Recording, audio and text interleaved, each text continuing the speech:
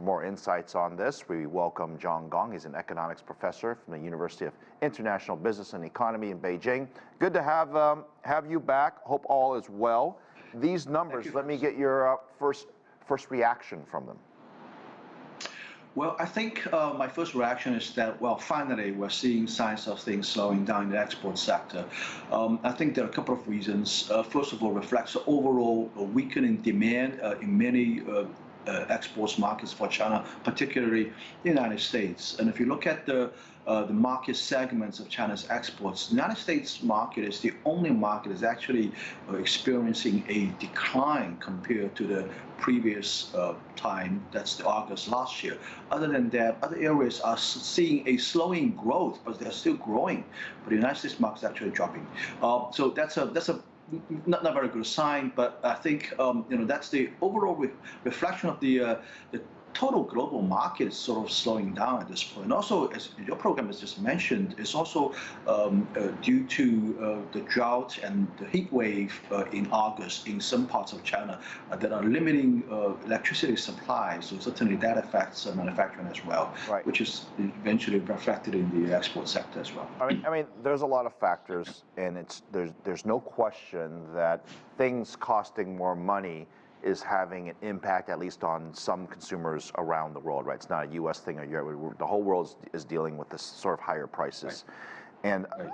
And I don't know, is it good news that it's not worse than sort of it could be? Because in some respects, if it's performing as well as it is, given the circumstances, I mean, you could argue that there is sort of some silver lining there, that if we can control inflation around the world, at least things would stabilize. And these rate hikes that we're seeing the rest of the world doing, eventually it sounds like, from the experts at least, that there's going to be a cap to that and things can sort of begin to normalize again.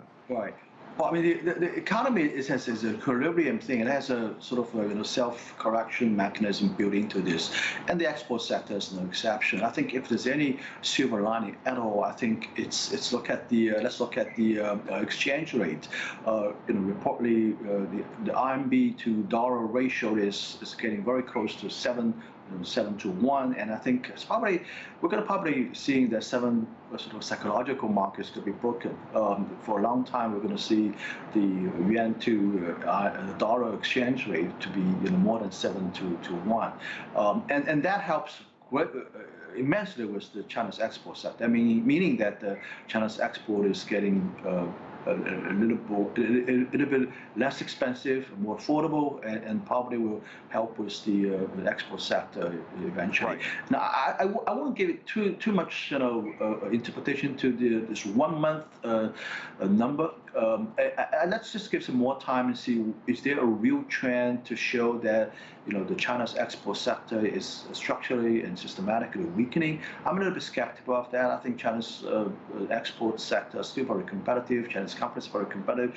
China's products are very competitive. So hopefully, with the global economy recovering due to the I think eventual total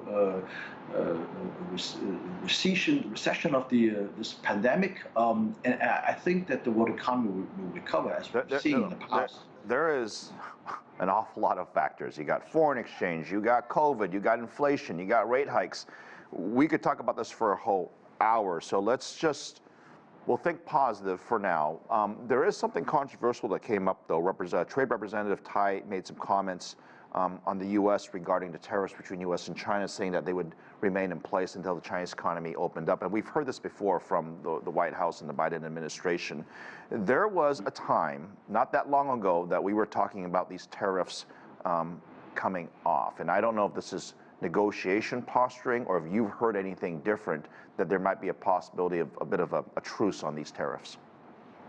Well, this is a decision within the USTR, and I think they probably very closely about that. But my observation is that let's keep in mind there's still a process in place at USTR for exempting certain imports, Chinese imports into the United States, and the importers can apply for exemption in that process. How much of China's current exports to the United States is actually subject to this kind of de facto exemption. We don't know much information about it, but the reports and the rumors being saying that's actually quite substantial. So I think to get these tariffs on Chinese exports certainly still incurs a great political cost on the Biden administration. They're probably doing something in a de facto way. Eventually and ultimately, I think reducing these tariffs help with American households' pocketbooks, right? I mean, it's making things cheaper for many American families. It's not an insignificant number by any means.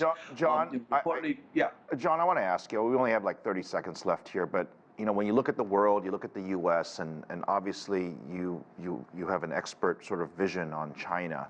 What is the greatest risk to the Chinese economy right now over the next couple of quarters?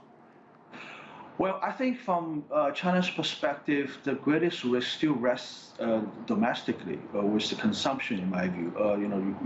The government has been doing all sorts of things trying to increase investment to stimulate the economy through fiscal policies. And on the monetary side, it's already very loose, in my view. The banks having difficulty actually making loans to companies and individuals.